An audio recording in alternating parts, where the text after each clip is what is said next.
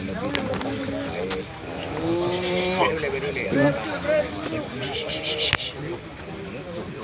budaya itu bawah itu.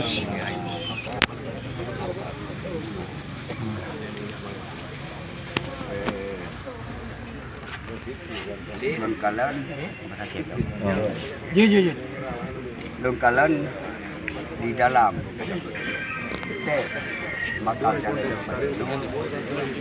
Nyo adalah surakyat kan supaya Aceh sendiri agar jelas berjelas dengar berjelas rakyat ingat dengar.